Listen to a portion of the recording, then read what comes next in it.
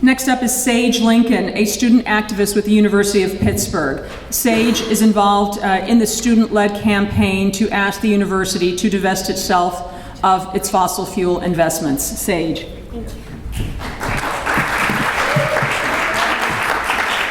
Good morning. I'm here to tell you that I am scared. We, the youth, are scared. We are scared about our future, of rising sea levels, and of increased political instability due to climate change. We are scared today. We are scared when we see heat records being broken. We are scared when we see droughts and wildfires. We are scared when new oil and gas wells are being drilled in our communities. And we are scared when we see politicians continue to deny and disregard climate change. But when we are confronted with these fears, we do not give up hope, we do not retreat inwards, and we do not shut down. Instead, we organize. Students across the nation are organizing fossil fuel divestment campaigns because our universities, including Pitt, who promise to prepare us for the future, should not be investing in industries that are directly destroying it. Instead of retreating inwards, we reach outwards to form connections with people around us because climate change and other movements such as Black Lives Matter are intrinsically connected, and for any of us to triumph, we all must. Youth, instead of shutting down and ignoring climate change, we are educating ourselves so that we can understand these issues and come up with solutions for them.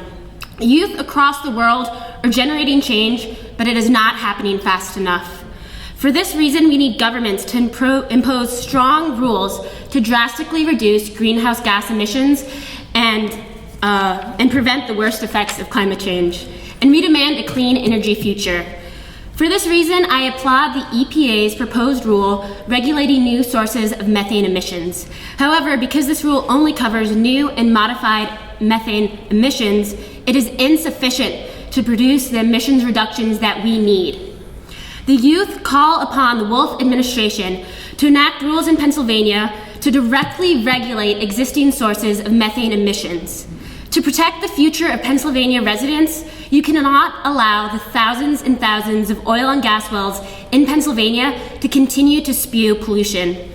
I grew up in Pittsburgh, and despite having no family history of asthma, me and two of my siblings developed it. This has always affected me, but it was worse in middle school when an attack during a cross-country meet left me incapacitated and breathing out of a nebulizer for hours. I was put on 3 different asthma medications and forbidden from running any more races. But I consider myself extremely fortunate. My family had the access to and was able to afford great medical care. However, globally and nationally, environmental pollutants are concentrated in poor and minority communities, and so those being most affected are those least able to afford care. The youth across the nation and world are addressing our governments, now and loudly. You cannot leave us gasping for breath amid polluted air. You cannot leave us drowning alongside our communities as sea levels rise. You cannot leave us parched and hungry as changing climates threaten global food and water supplies. You cannot let our fears become reality. The time to act both in Pennsylvania and nationally is now. Thank you.